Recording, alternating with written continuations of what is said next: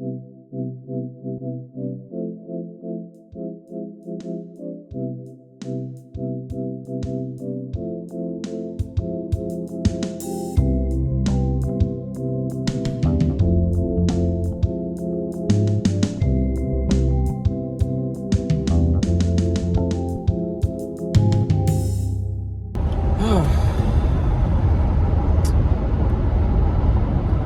love the beautiful sounds of cornfields and highways, because that's going to be the ambiance of today's episode of BrokeN Boys.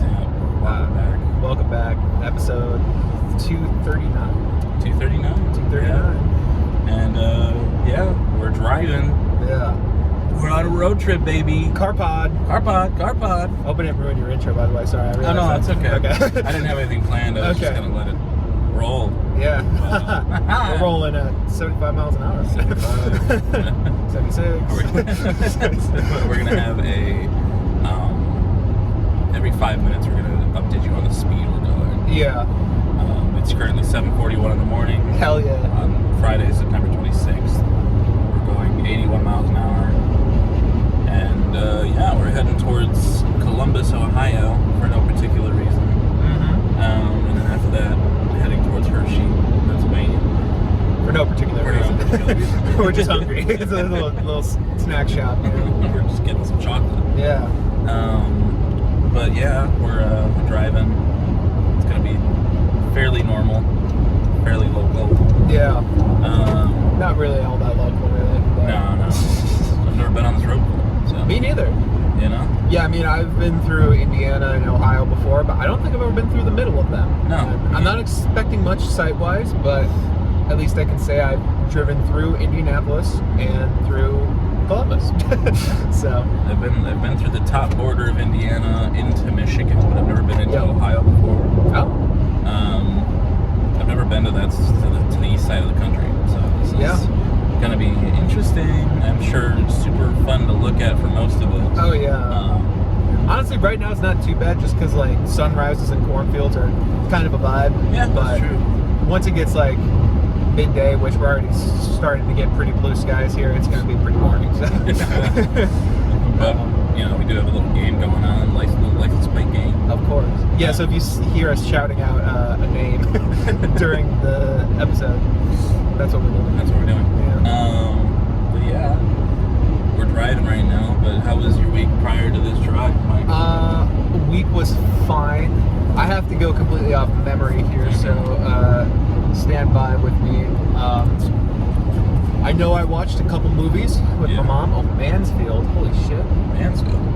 Oh. Maybe we gotta make We're in the right place. I guess so. Where's Gamefield? Throwback. Yeah. I watched a couple movies with my mom. The first thing we watched last weekend, we were both pretty tired from... What did we do? What were we tired from? I had a big thing happen early in the week, and now... I think it was just... I woke up early for the funeral on Friday, and then she had a whole one conference. But we were both tired that day, and we were like, I don't know if we're feeling like a new Marvel movie. Or no, the next one would have been Endgame. I'm like, that's a 3-hour one. I was like, yeah, let's watch something kind of familiar, but haven't seen it in a while. So we watched the third Indiana Jones, Last Crusade? No. Is that what it's called? Yeah. Okay. And it's been a long time since I've seen it. I remembered a lot of like the big plot details, and like I remembered a lot of them from the Lego Indiana Jones video game, which is the best way to remember it. But we watched that, and it was good. It was fun. You got Sean Connery in there, and they had a really fun dynamic, him and Harrison Ford. It wasn't all perfect. I think the love interest was kind of bad, just like straight up in that movie. But it was still fun though, and there was a lot of like visual gags and stuff that I didn't really get when I was a kid. It's a fun one, and I kind of want to rewatch the first one too, and the second one as well. I think the first two are definitely better than the third one. Oh really? Yeah, I like the third one, but Temple of Doom is just so fun, and the first one is just a classic. So I haven't seen the third one in a long time though. So. I watched the second one time on my own like a few years ago because my mom really doesn't like the second one, just because it gets very dark and like pulling out a man's heart and shit like that. You know? And eating monkey brains. That's always what she talks about. Those two things. And, scarred at a young age, watching Temple of Doom. Maybe. I don't know. I mean, that was in the 80s, I think, so she was like 20 at that point. But yeah, so like, but I do want to rewatch it like in context of like a trilogy and like just see how that one holds up. The first one, yeah, I like the first one a lot. But don't you mean a quintilogy? Sorry, my bad. There's 5 movies. Man. There sure are, and I've seen all 5. But that was good. It was fun to rewatch that one. And rewatching a familiar movie was definitely the move that night. Yeah. Then after that, I think the next day, where's this guy doing? All right, you stay over there. The next day, we watched Endgame, and it was great. I mean, I think that was our third time. Oh, let's go. I think that was our third time watching Endgame together. We've just seen it multiple times, and she liked it again. I had to re-explain a lot of stuff to her about like the time travel and things like that. But she got it at some point, and she really enjoyed it again. And yeah, I told her it's only a rocky road from there. I have not seen any of the Marvel movies post Endgame except for Guardians 3, which we watched. But I know it, just looking at our list of what's to come, I'm like, yeah, this is a very up and down. I will say there's plenty of good. There's also plenty of bad. Yeah. But you know, there's some standouts like the second Black Panther. Yes, looking forward to that. No Way Home. Far From Home. Yep. The second Doctor Strange gets a lot of hate and a lot of heat, but I love it, and I think people are starting to like it a little bit more as time goes on.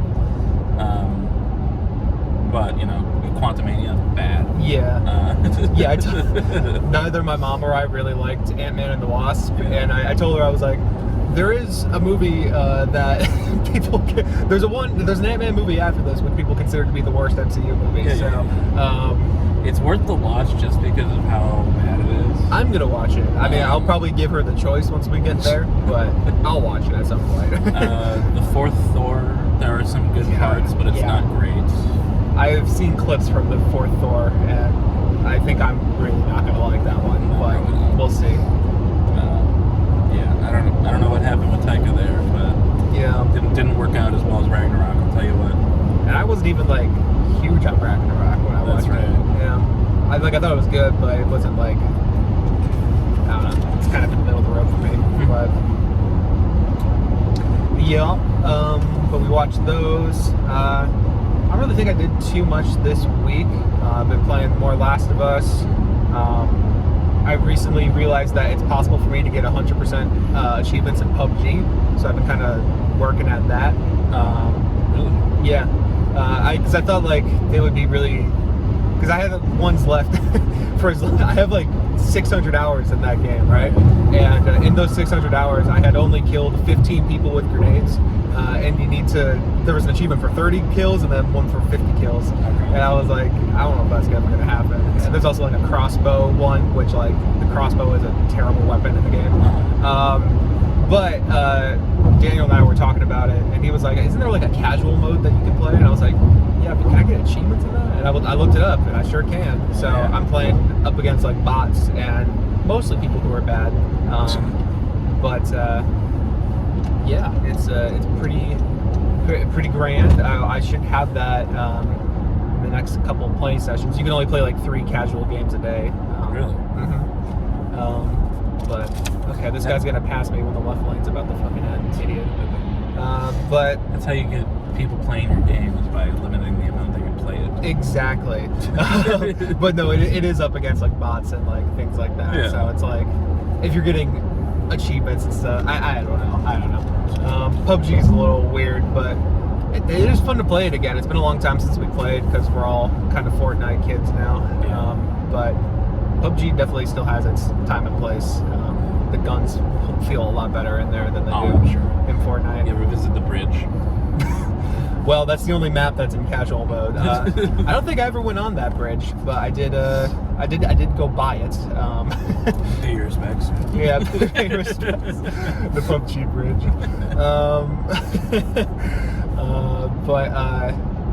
Yeah, did that, and it's kind of really it for this week. I mean, we went to a concert, which I guess we'll both talk about. Yeah. A little concert, you know. But yeah, I listened to one thing too. I listened to Cardi B's "Am I the Drama?" because that was the most reviewed thing of the week.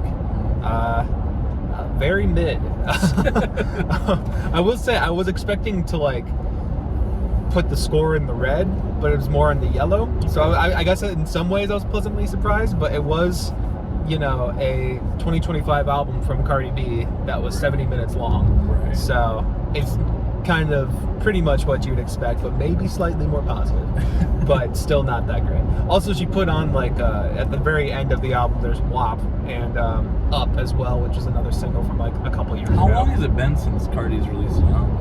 I think since, was it 2018? Do you remember when Invasion of Privacy? Is that the one with like she's wearing like a checkered? Yeah. There's like some yellow. Okay. Bodak Yellow's on there, I believe. Yes. Yeah, that one album of the year. That was, or no, it was rap album of the year, I think. I think so.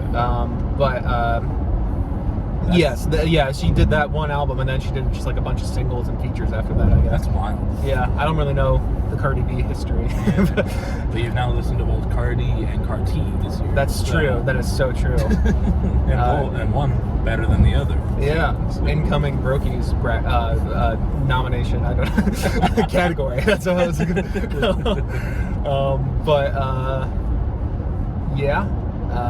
that was that. Yeah. We're slowing down in construction. I don't really think I did much else this week. I think that was kind of it for me. So, what about you, Sir Colin?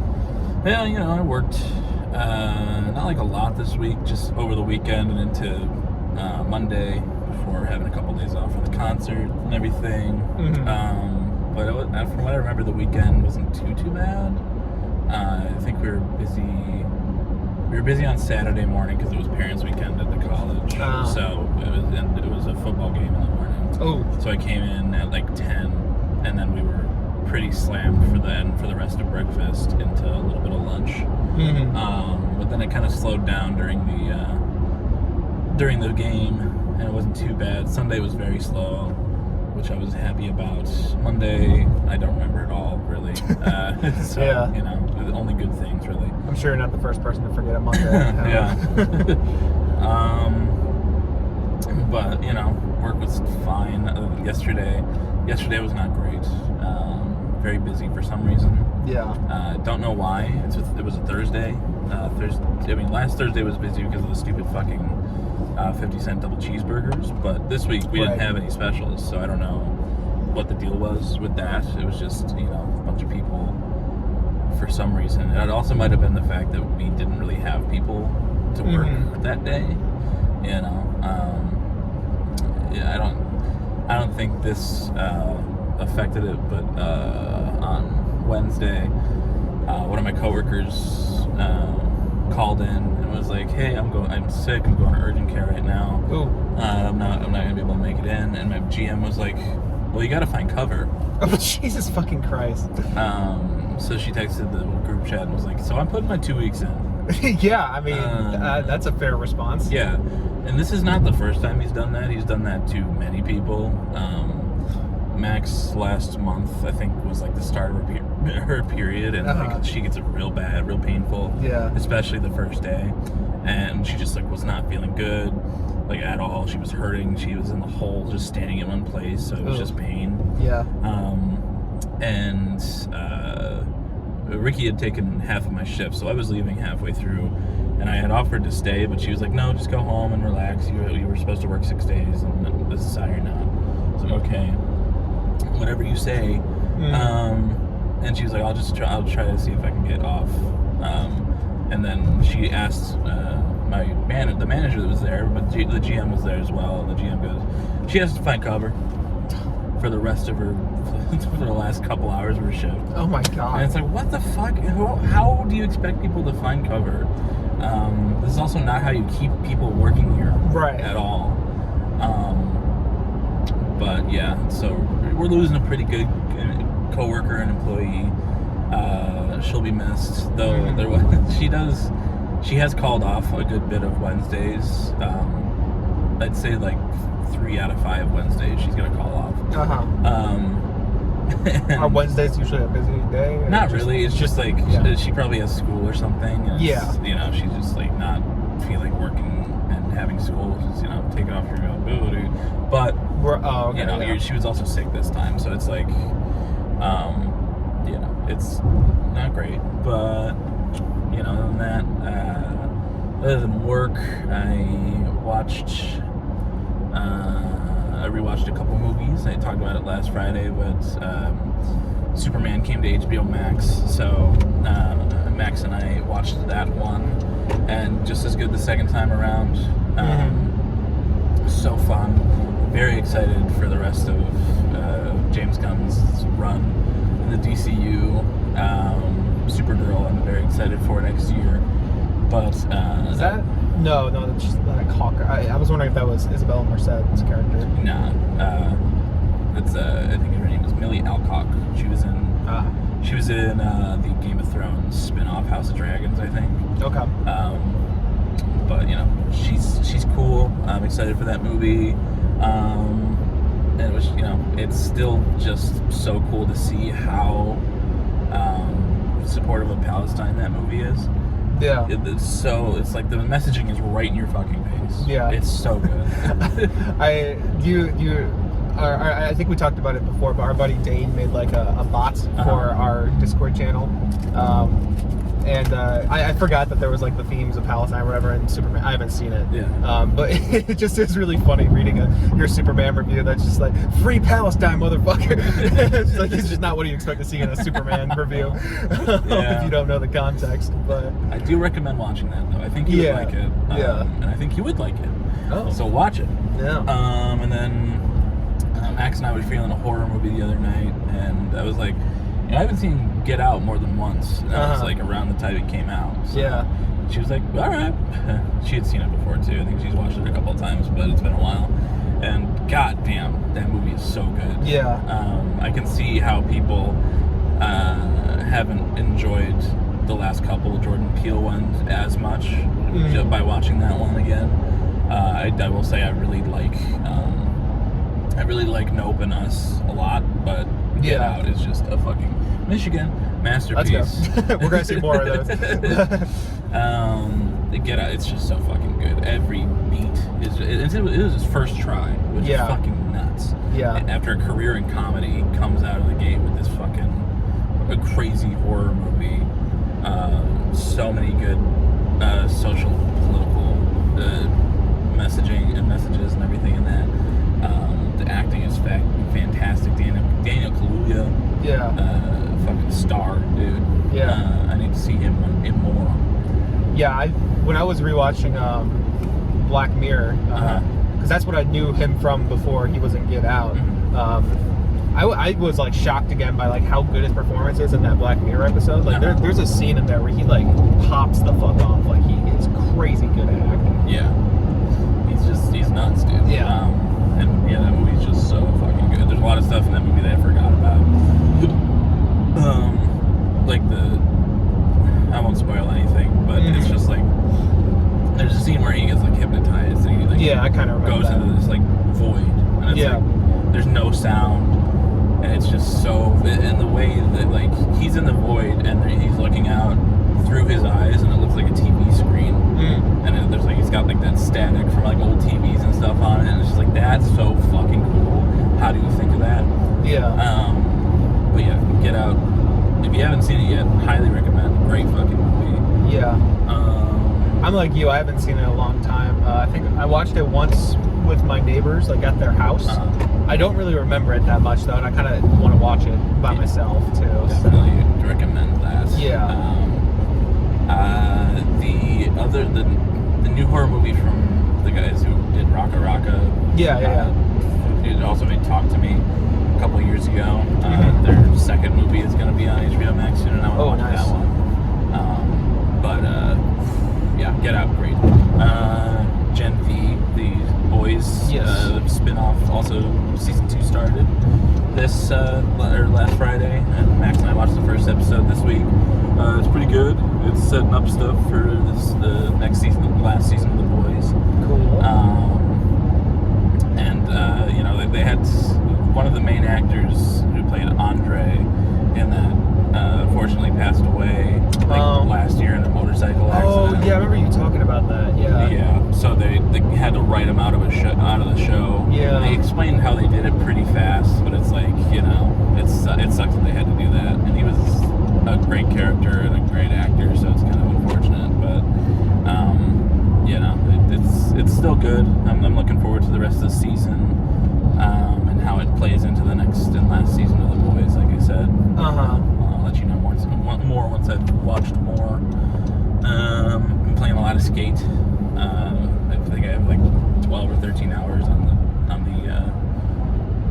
it's just like an early access free version of the game, but it's just, it's really fun, and they could just they got missions that rotate every day, so that's just like, it gives you stuff to do rather than just like free skating around. But even just the free skate is really fun. So doing that and listening to this podcast called Two Hot Takes. Oh yes. Which they do Reddit stories. And they have a lot of episodes, so it's like and Morgan, the host, she has a great voice, and Max and I just like listening to the stories and getting crashing out. Yeah. Because the ones they read are pretty fucking nuts. But I've seen them guest star on the Smosh stuff before. Yeah. Yes. She like rotates her co-hosts, and like she has her fiance and a couple of her best friends come on once in a while. And it's like it's really good. Yeah. I like hearing Reddit stories a lot, and it saves me from having to go and find crazy Reddit stories myself. Yeah. So I'm also not great at reading in general, so right.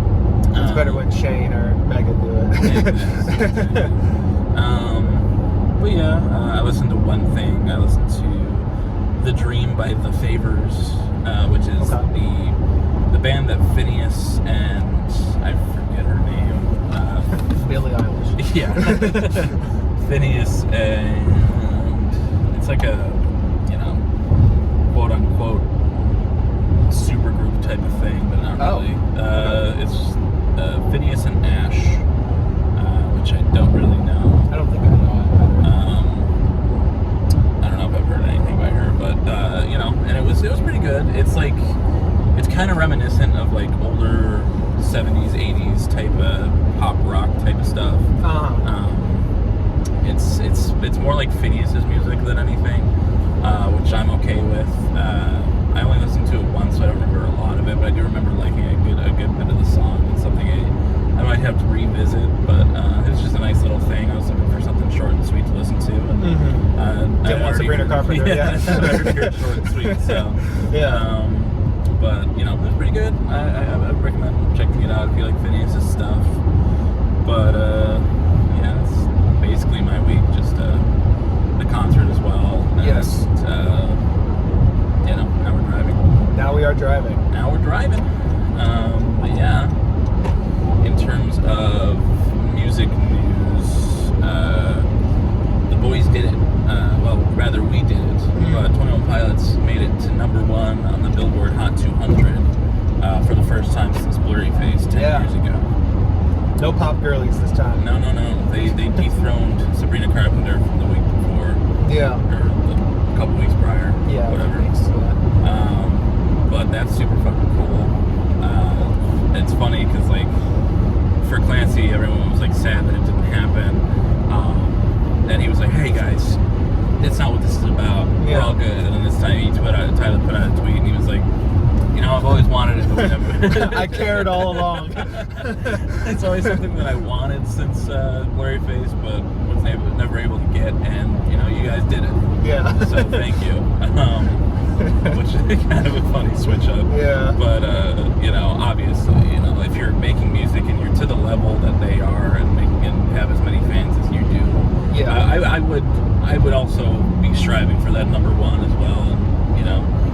And it was the first rock with #1 in a long time too. Yeah, it was like 16 years, not 16, like 6 years. Yeah, I was gonna say I think it was 6. I remember hearing what the last one was, but I'm blanking out I have what no it was. idea. Foo Fighters, maybe.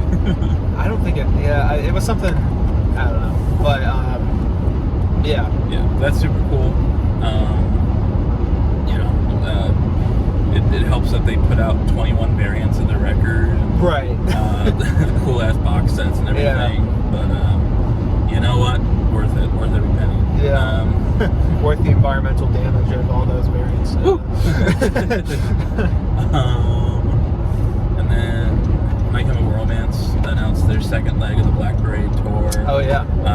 Which is really making my hopes of MCR5 anytime soon wane very hard. Yeah.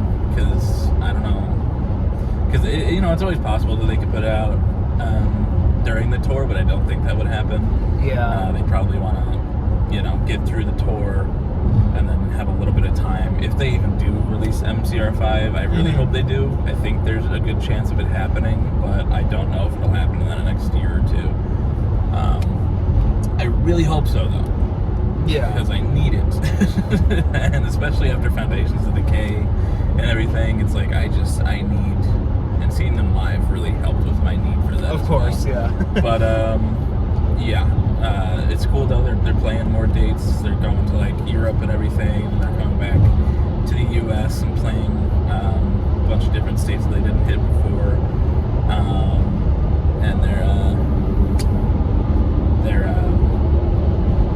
And I think they're doing like their last 3 shows of the tour, or like 3 nights in Hollywood or something, the Hollywood Bowl or whatever, which is cool. Happy for them. People are gonna go bankrupt again, Of course. but you know, give me MCR5, guys, please. Please. I need it. Yeah.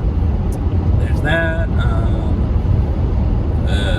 Billie Eilish is going on her second leg of the U.S. tour, I think, and she's got some new openers. I didn't know she was still touring. Me either. Yeah. She was in like across the pond and like in Tokyo and stuff for a while. Across the pond In Tokyo. Yeah.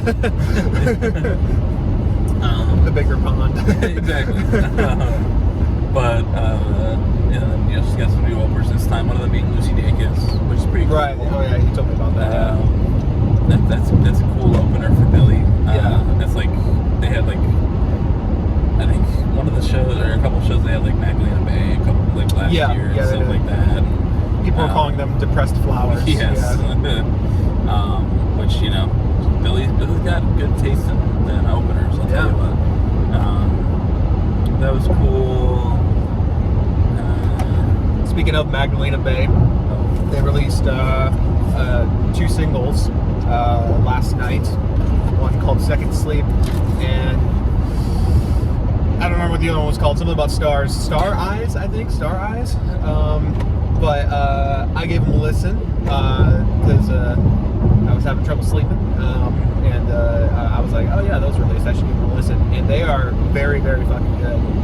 I don't know if these are, and it doesn't seem like there's any official confirmation, if they're just like one-off singles or if it's leading towards an EP or a new project, I don't know.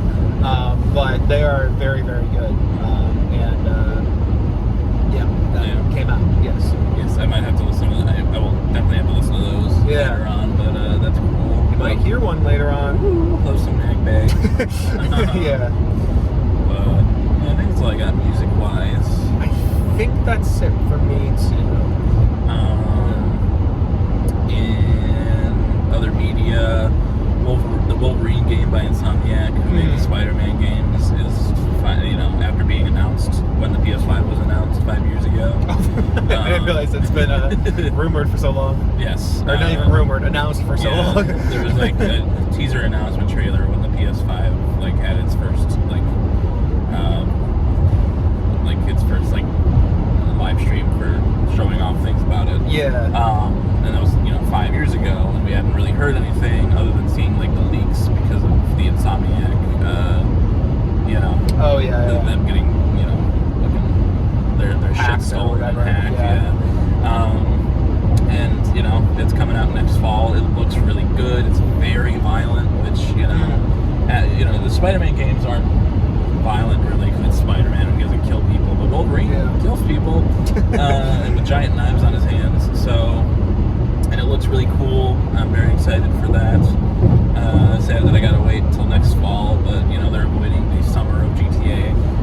Yeah. So, yeah. That's cool. Hades 2, I got it like a wide release, which I think I'm gonna buy later. They brought my Switch with me. Okay. I really like the first Hades. I think I only like got through one complete run, but I played a lot of it back in like 2020, 2021. And it's really good. Really like, you know, I'm not good at roguelites, but it's just like the art style is really good. The music's great. The weapons are fun. If you like roguelites and you haven't played Hades, I'd be surprised, but I would definitely check it out. It's very fun. Florida. Yeah. See those oranges. And then Hideo Kojima. Tennessee as well. Sorry. Hideo Kojima. He showed off a trailer for a new horror game that they're working on at his production studio called OD Knock. Oh yeah. It has the actress who played Beverly Marsh in the It movies, or Beverly Marsh. Yeah. At least she's like the main person in the trailer, but the graphics are fucking nuts. It looks like they used a fucking camera just for everything, but the tech that they use to scan people's faces for his games is actually fucking nuts. Like just for Death Stranding even. It says Xbox Studios at the end of it. I'm hoping it's not an exclusive. Yeah. But it does look really scary. And he said something really funny that he wants to motion capture a real ghost. Oh yeah. Which is really funny to me. But you know, if he can do it, if anybody can do it, it's Hideo Kojima. So that's really cool. That looks really, really sick. Hunter Schafer's also in the game. Oh, okay, cool. She wasn't shown at all, but her name was there. I was like, oh, sick. Love Hunter. Base Hideo as always. Of course. Yeah. That's all I got written down. Cool. Reached toward Tinley Park. Yeah. So yeah, we went to a small little concert. Small little band, local band. Utah. That's a good one. We should write these down. I could talk a little bit. Yes. We went to the Tinley Park Reach show. We did that a couple days ago. It was a really good experience. This is the first 21 Pilots show that we went to, at least in a long time, where we weren't like there the entire fucking day. Because I think the only way you could have done that is if you were dropped off at the venue, because the parking had a very strict, you start at 5 p.m. here, and like it's in Tinley Park, not in Chicago, so it's not like you could just park somewhere else and spend the day somewhere. It was like the venue was kind of in the middle of nowhere. It was we were able to kind of strategize and able to it's just like looks like I know they're but we were able to kind of strategize, and we were able to weasel our way in, like pretty much in the first chunk of people getting into the parking lot, which was good because we had pit tickets. So we were able to. Yeah, I mean, see a lot of those. Yeah, I was gonna say I think we're pretty close to the border. But yeah, we got in there, and the lines were kind of a mess getting into it. I mean, it wasn't the worst mess in the world, but it was like 5 different entrance points, and like each of them kept like spawning in different places. It was a little strange doing that, but someone gave us some tape, so we were able to tape it up like we did last time as well. Got some yellow tape, and we got in there, and we were pretty close. It was a small pit, and like we were probably in the first like third of it, I would say. Yeah. Like we were past like halfway point. We were pretty close. There was like maybe 7 7 rows of people in front of us. And I was talking to you, and one of the couples near us also agreed that it kind of felt like where we were, it felt like we were at a small show. Yeah. So it was kind of a small stage a little bit, and we were super close, so it felt like a small show. I don't know. It was really, getting there was completely fine. We had a nice lunch as well. I don't know if you mentioned Oh, yes, that. no, I forgot to, yeah. Went to this like cool Asian restaurant that Mike had looked up around the area. And they had like a bunch of different cultures. They had Chinese, and Japanese, and Thai were the main ones. There was also like some Korean stuff. Yeah. I got some really good shrimp pad Thai.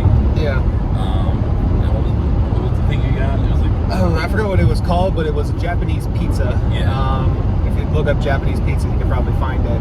But it was like, the way I described it to Colin is it was like a little bit like something you would get at like a state fair. It almost tasted like a funnel cake type thing. Yeah, it was like a funnel cake, not sugary though, but it had like seafood flavored stuff on top of it, some like yummy sauces and like green onion and stuff.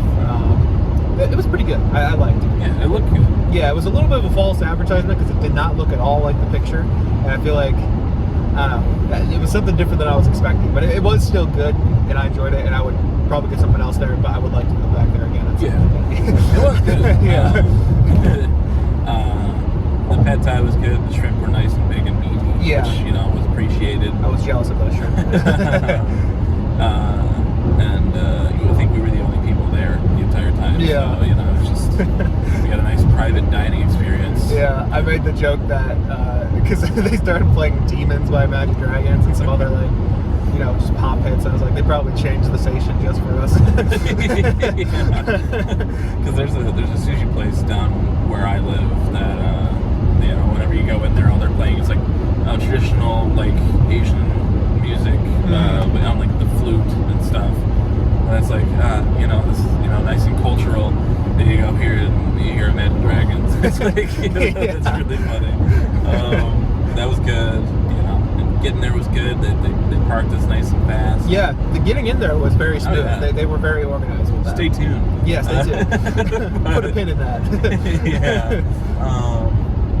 But, waited in line for like an hour and a half, 2 hours, whatever it was. Not even an hour, not 2 hours, but like an hour and a half or so. Got in there. Like Mike said, we were super close, which is very cool. We found our spot, and I trekked off to find some drinkage. And they had beverage. Yes. Yeah. They on our way in, I saw that they had like icy, like frozen drink type of thing, and I was like, that sounds very tasty. Yeah. So I got myself. I wanted a frozen lemonade, but they gave me a limeade, which was completely fine. Nice and He was so sound. pissed off. Yeah. I threw it on the ground and I stomped on it in the pit, so everybody's shoes got icky and sticky. Yeah. Slushy and sticky. Yeah. But nice and tart and sour. Yeah. It was $13 for the size that I got, but it was tasty at least. And then Mike wanted some water, so I was like, all right, I'll go get some water. And at the icy drink place, they had Liquid Death in the fridge, and I was under the impression that Liquid Death only had sparkling water. Yeah. Because that's what I feel like I've seen more people drink than anything. It's just a sparkling version of Liquid Death. So I went to another area, and I was like, you guys just have water, like bottles of water? And she's like, we have Liquid Death. I was like, that's bubbly though, isn't it? And I don't think she heard me at first. She's like, huh? I was like, that's sparkling though, isn't it? She's like, no, that's still. And then this is bubbly, and there was like a black can and a white can. I was like, oh. Yeah. Oops. And that was like $8, but Mike was hydrated, and that's what matters. I sure was. And let me tell you, anyone wondering what a Liquid Death tastes like? That's some water right there. Hell yeah, brother. $8 worth of water, I guess. Yeah. I know they're not normally that much, but No. It was a nice tall boy can, though. It was. I was able to sip on that for like a full hour, so it was pretty good. Definitely more worth it than the water at the United Center. Yeah, which it was like $25 for 2 cups of it. So, yeah. But yeah, I found that story funny though when he told me that, because like I thought Liquid Death was just water. I didn't think there were other variants. I thought that was the whole thing, is that it has the cool ass packaging or whatever, but it's just water. But, Yeah, because like I don't know, when I see it and when people drink it on like Stevie from Good Mythical Morning behind the camera, I was a big fan of Liquid Death, and I think that they just drink sparkling. So I was like, oh, and they have like a bunch of different flavors. The only type of Liquid Death that I had, they put out the like teas recently. Yeah, I saw they were just signed for that. And you know, I tried those, and that wasn't sparkling, but I was like, it's a tea, so that makes sense. Yeah. But you know, I was under the impression. But you know, fucking idiot. I know, I felt like one because like the way they looked at me was like, no, this is still water. I was like, oh, I'm sorry.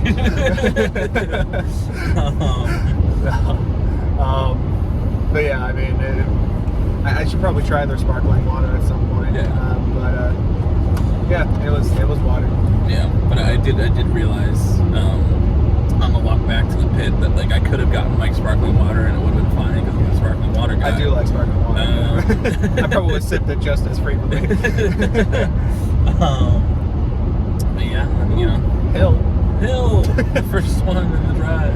let's go. But yeah, we waited for the opener to start. They came on stage at like 7:45. Artist called Dayglow with his backup band, which is his best friends from what he said. Right. And you know, I liked their sound a good bit. It's harder for me to understand what bands are singing unless I know the music. Right. So it's like, you know, I wasn't gathering a lot of lyrics, but it was nice energy, nice like indie rock stuff. And you know, I liked it. It's about the same as my enjoyment of like Balu Brigada from the last tour. Something that I would have to check out. But I was surprised because before he started playing, like the second to last song, he was like, "This one was made for the Minecraft movie." That's all he said about it too. Yeah. I was like, what? I looked it up and it goddamn was made for the Minecraft movie. Was it in the movie? Did you see that? I think so. It might have been like a credit song. Yeah, probably. But you know, it was okay. I liked the last song and I think the fourth to last song when they put on the orange lights and everything. Those two I liked more than the rest, but good energy. Yeah, I thought they were fine. It wasn't really my thing. For me, it just kind of felt like really bland indie pop, and I didn't really love the lead singer. I thought he was just kind of okay, and then like the band around him was good, but like wasn't like, I guess I was just looking for something a little more interesting, quote unquote. But like I also enjoyed those two songs that you said. There was one in about the middle, which I think you said was like fourth to last. I don't know what song it was. I probably should have looked it up, but it was pretty good. It had a good energy and like it could build up and like nice climax and stuff. Yeah. And I was like, that was sick. I like that. Yeah. But I thought it was fine. I think I liked Balu Brigada more. Yeah. But there were a couple of times where he was like, "Do your guitar solo, guy." yeah. And then it was like, I think his name was Michael or Mike. And it was like, oh, sick. It's like when Tyler was like excited to do a guitar solo for Never Take It. Yeah. I always felt so like I think I mentioned it even like when Scale and Icy came out, that like when it was like taught myself to play guitar or whatever and like tearing it up or whatever, and then it's just like kind of like a really lame guitar solo. But yeah. But you know, they were all right, and then they got off stage around 7:15 or so. Yeah. Or 8:15. I mean, yeah. And then we had to wait for 21 Pilots. They took down the Dayglow banner and the 21 Pilots logo came out and everyone started cheering. Yeah. And then they uncovered Josh's drums and everyone started cheering. Yeah. And they brought out the piano and everybody started cheering. It reminded me of the SpongeBob episode where he's like mopping up the floor and people cheer. I'm like, what? And then 8:45, they came out and they tore the house down, baby. Yeah. Just as always, they're fantastic and they put on a great show. It was cool to be as close as we were. They started off with "Overcompensate" again, which is a great opener song.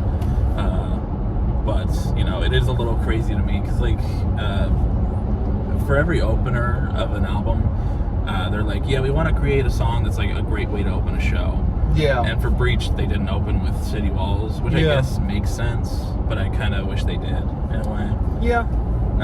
I didn't really have too many strong feelings on that, just because I think Overcompensate, I think that kind of works a little bit better as a show opener. And I like seeing Overcompensate live. Yes. But yeah. But yeah, he comes out in the Clancy fit with the new pants and everything for Breach. And he looks great. Josh came out as one of the little people in the background of the contract video with the red glowing eyes. Yes. Behind the drums, which, he hasn't, I don't think for the last tour he came out in a cool mask, but, the Takeover tour he came out, they both came out in those, like, the ski masks and everything. Right.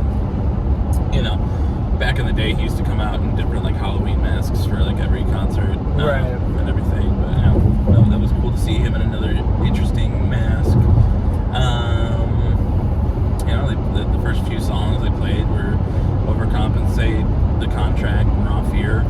Yeah, the Contract live went really hard. Oh, yeah. Like, I was a little interested into how that one in particular would translate, just because of the heavy auto-tune and shit.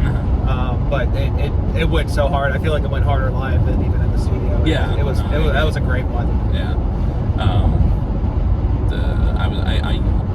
I started off the concert by like hurting my throat a little bit because me too. For the screamy part of the Contract. Yeah. I was yelling into the mic. I was yelling hard, and my throat was like, oh. Yeah. But worth it. Yeah. Yeah, I was singing very loudly for the first few songs, and I felt it like probably 5 songs in. I was like, oh shit. Yeah. But they got rid of a couple staples like Holding On to You and Car Radio, which is interesting. And I think we alluded to it last week, but weren't like huge on the set list. Yeah. And it was better in person, I will say, but I still wish that they had done more Breach. Yeah. Sure. It was a fun show, regardless. I really enjoyed what they put on. The person we're meeting up with, Erica, she asked me, like, what did you think of the set list in person or whatever? And kind of the ones I told her, I was like, House of Gold. I love House of Gold. I think it's a great song. I still don't think that had to be on the set list. At first I was thinking, like, oh, they did House of Gold so he could keep the ukulele for a little bit longer. Yeah. But then they played, like, I want to say, like, 4 songs with uke, and I was like, 3 songs with uke could have worked. Yeah, no, I mean, it was good, but I could have cut that one. The Doubt demo was, I liked the outfit he got on for that one, but I honestly didn't really I don't think it translated live that well, to be honest. Like, it has like a little bit of a clubby feel to like the production, but like I wasn't feeling the bass, I guess, as much as I wish I would have for a song with that vibe, I guess, or something. I don't know. That one I definitely would have cut. Yeah. And then the other one, I was like, Shy Away. I know it's the only Skill and Icy representation, but it's also one that I would have preferred Breach over. Yeah. More Breach over. Sure. You were saying in the car later on that, Mulberry Street is better in the concert setting than Shy Away is. Yeah. And I agree. I love Shy Away and I love Skilled and Icy. I wish that it didn't get shafted so hard. But Mulberry Street is a very fun one to do, especially with the lights that the fans have done over the past few years. I just, I agree with getting rid of House of Gold and Doubt for sure.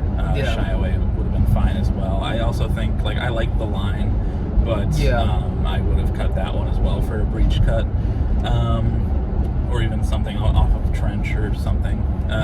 Like, just more Breach, more Clancy even. Like, Clancy didn't get a lot either.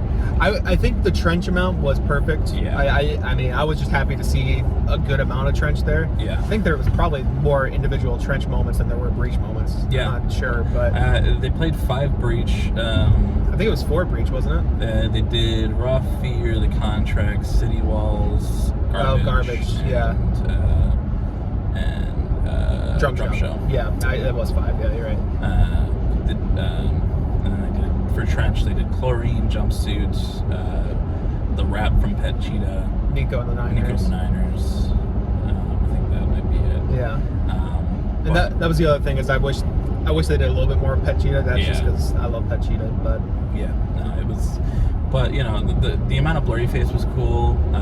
I think it makes sense for being 10 years old, and they're just like, you know, they're playing the highlights and stuff that they don't usually play. Like, We Don't Believe What's on TV surprised me by how much I like that one. Yeah, that's a fun live one. I like that one live. Which, you know, I experienced it at the Bandito tour, but it was the first time in, like, the Pit. Yeah. And, the Yeah are always super fun. But, you know, that one popped off. They played Polarize, which isn't one of my favorites off of Blurry Face, but also was a really fun live song. Yeah. Message Man, I fucking love. It's one of my favorites off of, it might be my favorite off of Blurry Face, to be honest. Oh, really? Yeah, I just love the rap on that one so much. Yeah. And for that rap to transition to the Pet Cheetah rap was just so fucking cool. Yeah, that was a cool moment. Their B-stage stuff their set on B-stage was like super solid and tight. Yeah. And like they got their steps in real good in that show. Yeah, they walked back and forth for like, the venue was a lot bigger than I thought it was going to be. And like they walked to the back of that thing, I think 2 times each, I want to say. And like, it was a lot of walking. They were going all around, which I think was cool. And I'm interested to see how that translates to more of a stadium at Hershey. But yeah. Yeah, I mean, they might have walked around like three or 4 times each, to be honest. Cause they walked to B stage, and then they walked back from B stage, and then Tyler walked back for Ride, and Josh walked back for Drum Show. Yeah. And I think those were the 2 times though. I think. But it happened like all at different moments, so like it felt like there was. I mean, not in a bad way. There was like a lot of walking. Yeah. But you know, they stayed entertaining the whole time. Josh had his whole torchbearer walk with a cool flag that said Tinley Park on it. The people from the Bandito Camp had signed all of. Yeah. I think we'll be able to sign the Hershey flag. I'm very excited for that. We'll be Hershey representatives. But you know, he draped it over the kick drum before Jumpsuits, and you know, they did the big Demo reveal like they did at the Clancy show, but this time Torchbearer was all alone. Didn't have Clancy with them. Yeah. And that was sad, and I'm sad I didn't get a picture of it. Yeah. But I did get a lot of good pictures though. Yes. We were so close that like I was able to take really high quality stills of Tyler. Yeah. And we were on Tyler's side, so I didn't get a lot of Josh, unfortunately. Because like our view was kind of messed up by his symbol being right in front of his face the entire time. Yeah. But that's okay. I also had, for like a good part of the show, I had a tall person right in that part of my view as well. You always every concert I've been to with you, you get shafted with a tall person in front of you. Which I also feel like I can't complain about too much because I am the tall person for a lot of people. Yeah. But it's hard being a 5'11" man.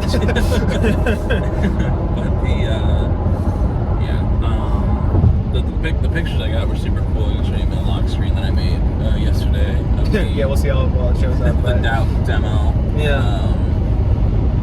There's him sitting with his cool skull mask, and then my home screen is a cool pic I got during Trees.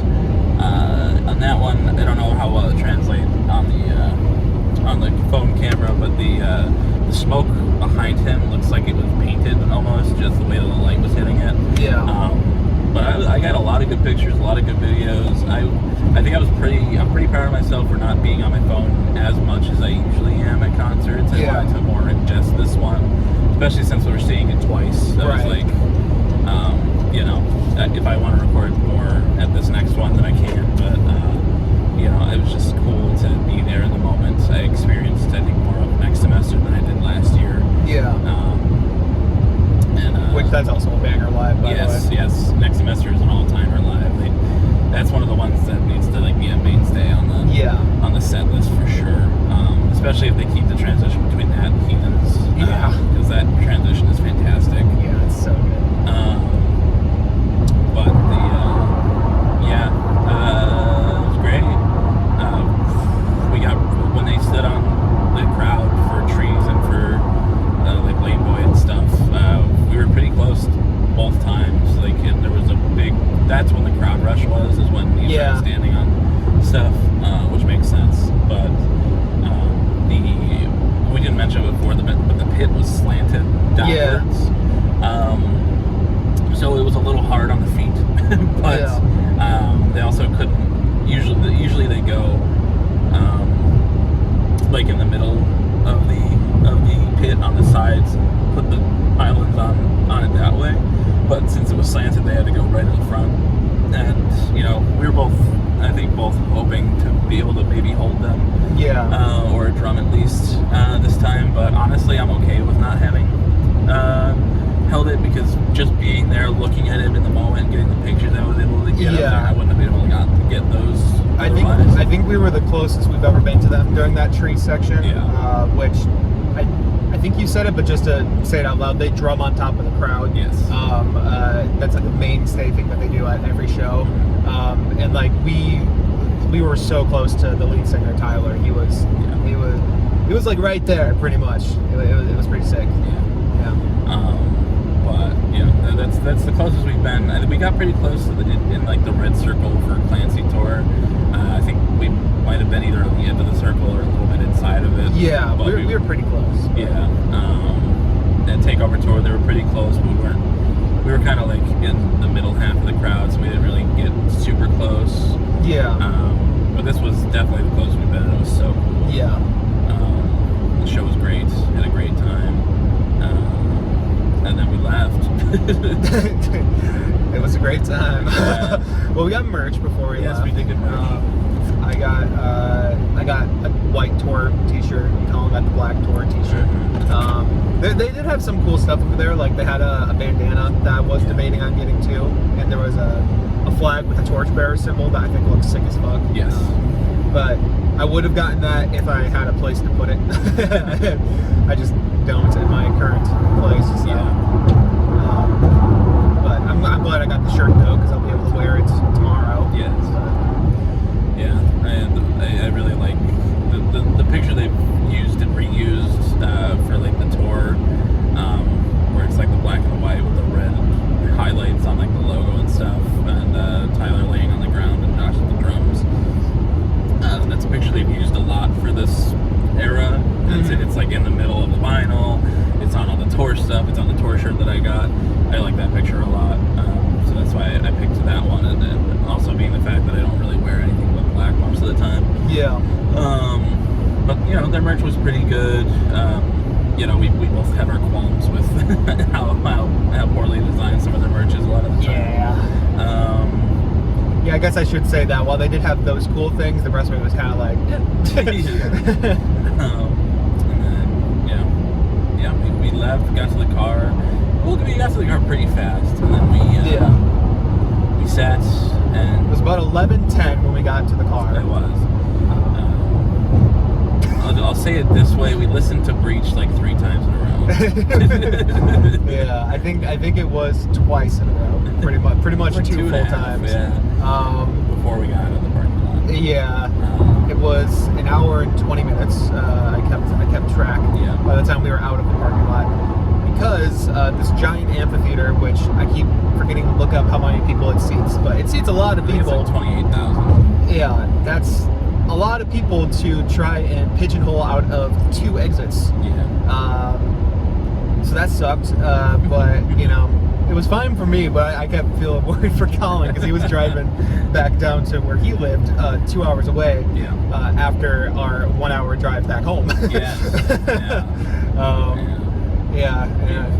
got out of the concert at like 10:45, and I was like, all right, this shouldn't be too bad. We're, get merch and then get out of here. I think if we might have skipped merch, we might have gotten out a little faster, but I'm glad we didn't. I think looking back on it, the way that have I been there? The fireworks? No, I don't think so. Sorry. Must be in Indiana. Yeah, we must be. We must have missed the sign. But what was I gonna say? Oh yeah, I think part of what happened to us there too is we were like in the middle of the parking lot, between like the premium parking and like people who parked in the back, and I think the way it was funneling out is that they were going out from the sides. So I think the Yeah. middle section was the last to go. So we were some of the last people to leave the parking lot, which, I think that added to our troubles a bit. But yeah, we got into the parking lot at like 12:30 or so. yeah, and then it was a 40-minute drive or so. Yep. 45 minutes back to Mike's. it was about 1:10 when we got back to my house. Yeah. I was like, I wasn't feeling too tired. I was okay. I was gonna stop at the gas station and get like a Mountain Dew and some candy just to sugar myself up a little bit. Yeah. And that helped. That helped mostly towards the end of it. It's always towards the end of the drive where I get a little drowsy and I'm like slapping myself a little bit. And I'm like, stay awake. It's okay. Yeah. But made it back at like 3, pretty much on the dot, and went to sleep bitty by for work in the morning on Thursday. But it was a long time in the parking lot. Yes. Worth it. It was. It was a really great show. I was trying to think of like if I could rank the times that I've seen them, but like I think Takeover was still my favorite just because that had a whole different energy to it, being a small show.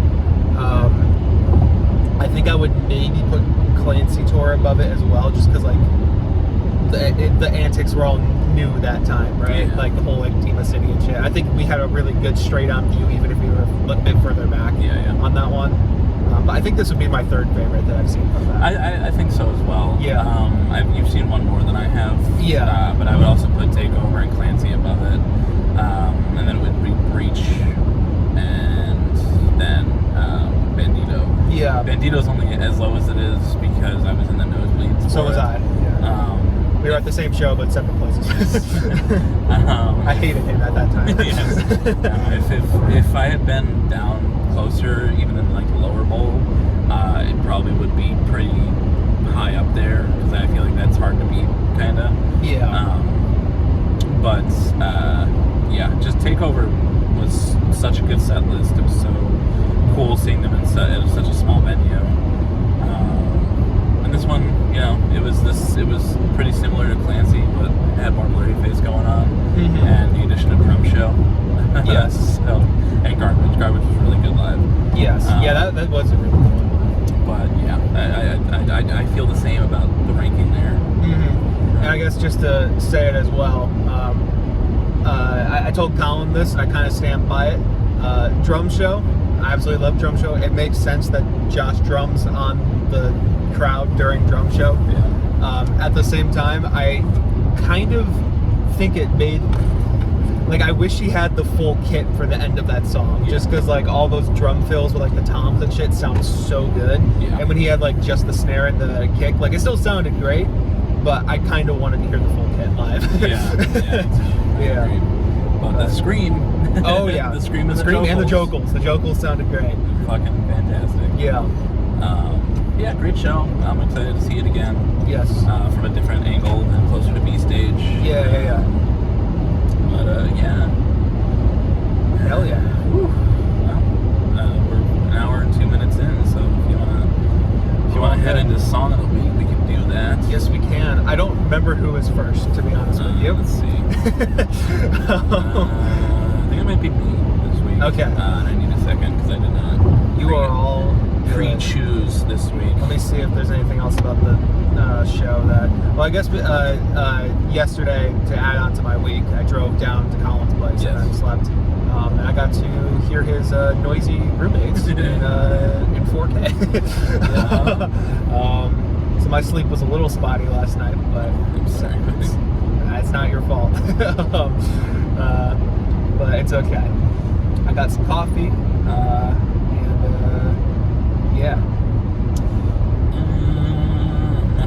It's just an Aphex Twin. I've never listened to a full record of his while awake. I've put them on to sleep a few times, so I've never like fully listened. I will say I listened to.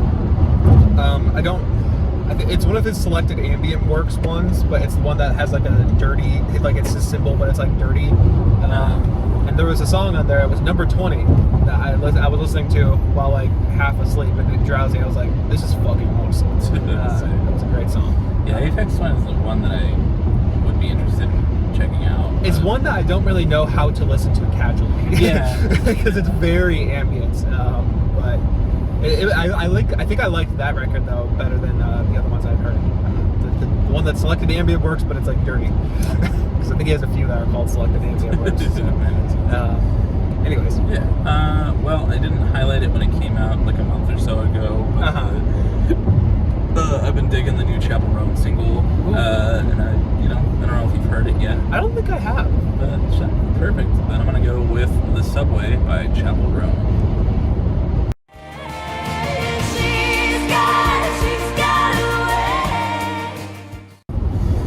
All right, that was The Subway by Chapel Roan. What'd you think, Mike? I thought that was great. Yeah, I had not heard that one yet, and I think. Would you consider that to be kind of country-ish? In a way. In a way. It's not as country as The Giver was. Right. But the way in which she's singing, maybe I can see that being in a country in a way. Yeah, because I was gonna say that it did kind of feel like in terms of like the modern acts that are going more in the country side of things, that's probably the best song that I've heard in that lane.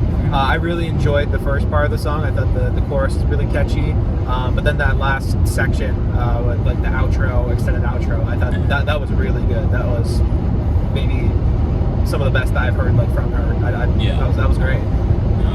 Her vocals on that song are really good. Yeah, they're always good, but I just love the way that she got away. Yeah. When she goes on and on with that, it's just good stuff. Yeah. I really like that single.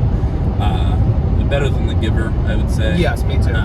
But yeah, it's a good one. Something that something she's been playing at live shows for a while, but was really? recently released. So Cool. Yeah. But what are you thinking this week, Mike? Well, I didn't really listen to much this week besides Cardi B, and did not want to highlight anything there. But thankfully, Magdalena Bay comes in and saves the day, as they usually do. Yeah, I mean, I only listened to it once, and I was kind of half asleep, but it was very good, so I'm excited to hear it again. But I'm going to go with Second to Sleep by Magdalena Bay.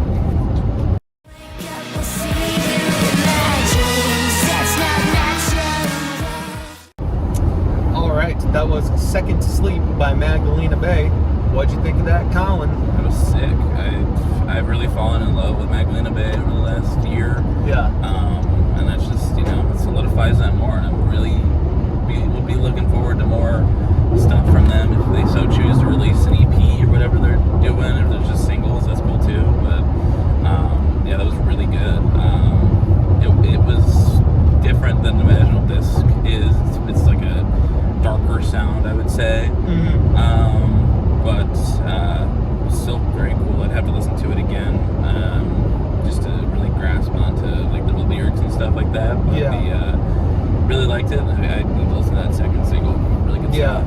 It was really good in headphones last night too. I mean, it sounded good through here too, but like through headphones, it was transporting me a bit last night. But yeah, no, I agree. It's really, really good.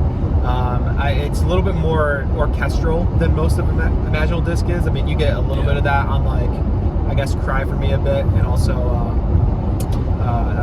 Angel on the Satellite after that one. I love that type of orchestral stuff, and then when it gets to like that outro where it's a little bit noisy with the bass and like guitars and shit, like it just sounds super fucking good, as their work always does. I really enjoyed it. You made the comments that you really liked the EP art, the single art, and I do too. And a lot of people are saying like, this is like a completely different style, so it could be pointing towards something, maybe a new era-ish. I don't know. That could just be fan copium though as well. I really enjoyed that track. So it's really good stuff. Love Magdalena Bay. Love you guys. Yes. Love you, Matt and Mika.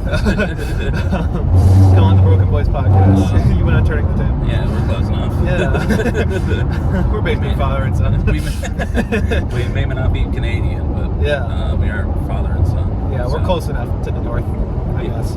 Chicago. All right. So since it is the 9th episode before Yes. 5 each for a series we do, we're gonna spin a wheel. Though I will there's a caveat that it's not gonna be for next week, because next week we're doing a little something special for this road trip. But it'll be for the week after. We're gonna spin the wheel now. It's all gonna be long. It's gonna be long artists, so we have, it's gonna be a good hefty episode. Yeah. It'll be episode 141. Yes. So 141. I'll spin the wheel right now. Oh. Let's see. I cannot look at it at all because I'm driving. What is it? What is it, dear viewer? Tell me. What is it? Where's Swiper? Childish Gambino. Oh, that's not all that long. No. It's all right though. Yeah, Childish Gambino, Mr. Donald Glover himself. I guess the question here is, we should probably only do that one album once, right? Ada Vista, Yeah, Ada Vista / whatever the fuck it was called the first time. Yeah. Probably once, Yeah, I would agree. And probably Excuse the me. newest version.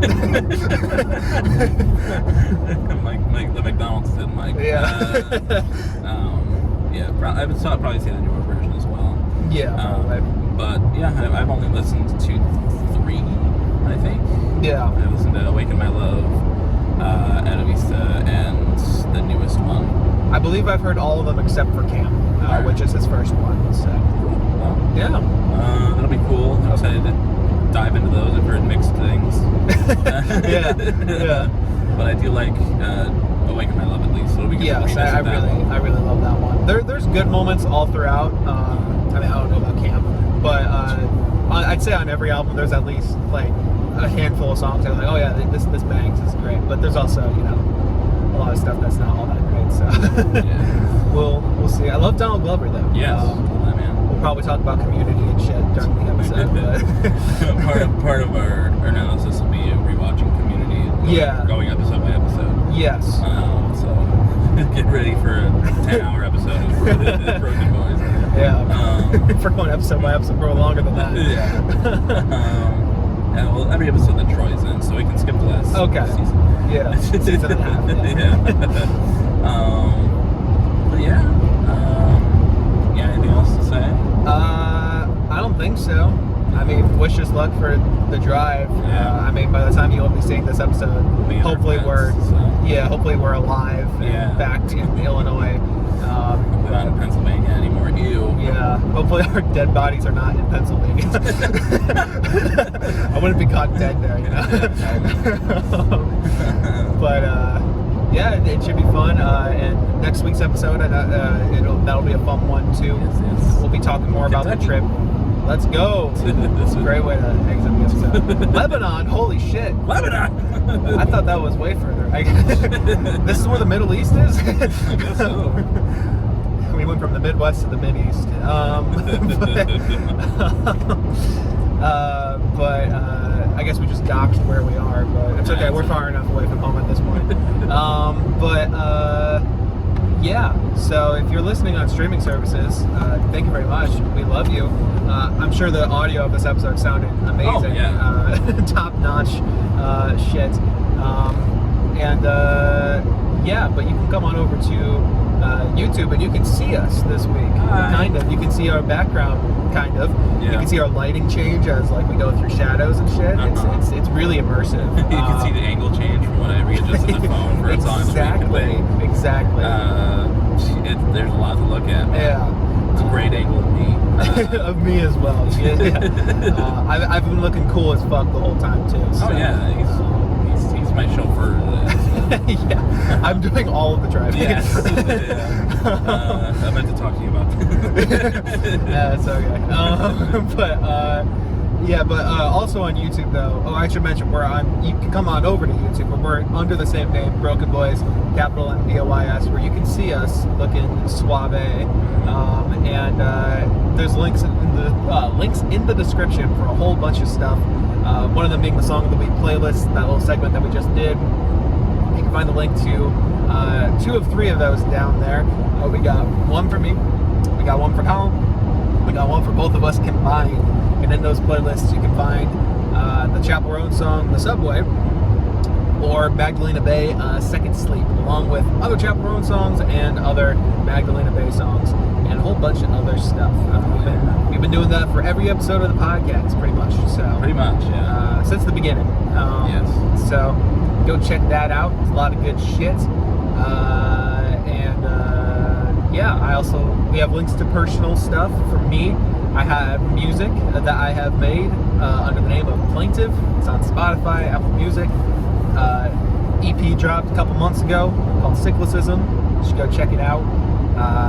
And album called Coping Mechanism. You should check that out too. Check out both. They're so good.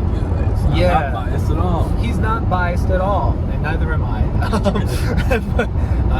That's down there, as well as links to other things, I think. But I have my Instagram down there. I have my Album of the Year page where I rate and review music. Oh yeah, I hit 1,000 reviews, which is pretty cool. Oh, and I should have mentioned this in my week. I was in a Fantano video too. Oh yes. I was under my gaming channel because that's just what I use mostly for stuff. And I kind of wish I did it under my piano channel, but I was featured in a Fantano video. It was a Let's Argue, and I just put the comment, 21 Pilots are a good band, or something like that. And he was like, I don't disagree. And I was like, hell yeah, I got up to like 21 Pilots. You did it. Yeah. I was like, I figured after 1 8 and 2 6s, it's time. We won't mention the light too.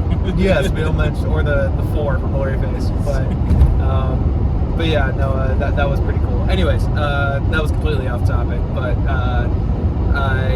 that's most of the stuff I got down there at my piano page down there too. Yes. In terms of your relation to us, dear viewer, we're on the way to you right now. Yes. Yeah, that's what I got. I can focus on driving, sorry. I'm on the way to you, behind you. Yeah. So look out. Colin over here, he runs our socials. He runs our Twitter page and he runs our Twitter page where he updates when videos need to be, Jesus Christ. He updates when videos are posted, and updates anything else that needs to be updated. Yes. And you should go check that out. Go follow that so you're always up to date on the BrokeN Boys. And he also runs our Instagram page and our TikTok page where he posts clips of us being silly dudes and saying funny little things. So you should go check out those. He also has some personal stuff too. He has an Album of the Year page where he rates and reviews music. And he also has a letterbox where he rates and reviews movies, where you can see some new stuff up there. You gotta check out my second Superman review, which is short and sweet, and my Get Out review. But they're up there. Go check them out. Give me some follows, guys. Hell yes. Go do that. And Colin, what is your relation to our dear viewer? I didn't give you much more. That's alright. Well, I'll say it's in the future. Okay. Mike is on the way to pick me up because he left me in Columbus on accident. Yes. And I'm sitting on the side of the road, all sad. And all of a sudden, a nice person is walking up to me from in front of me and just asking, "Oh, are you okay? Do you need help? Are you, And I'm like, "No, I'm not from here." And they're gonna get a good look at me and go, "Oh my God, you're from the BrokeN Boys podcast." Yeah. And I'm gonna go, "Yeah, that's me. I'm Colin." And they go, "Yeah, I know your name. I love the BrokeN Boys podcast." And I'm like, that means so much. Thank you so much. We came down here to check out Columbus and scope out some cool little areas from a band that we like from the area. And I got left behind. She's like, "Yeah, I knew that. I knew that Mike character wasn't the brightest." Yeah. And I'll say, "Hey, it happens. It's okay. It's a long drive." It happens. People get left in Columbus, Ohio. It's okay. Only in Ohio. Yeah. Skipping toilet, whatever. And they're gonna be nice enough to wait with me as Mike takes his sweet ass time to get back to me. But as he drives up behind the viewer, I'm gonna see the car. I'm really like, "Oh, finally, my ride's here. Mike's back. Thank God I can't live with without him. And they're gonna be upset, and so they're gonna give you the cold shoulder and stay not looking at you. They'll tell you they're a fan, but that you're gonna have to make it up to them with a certain embrace. Of course. And that embrace is where you hug them from behind, I hug them from in front, and our dear viewers is nice in the middle, and we're there, front and back, and I look at you with tears in my eyes because you left me behind. But I'm glad that you came back for me, and I'm going to give you a nice smooch on the mouth as a thank you for coming back for me and not leaving me in Skibidi, Ohio, Riz. Of course, yeah.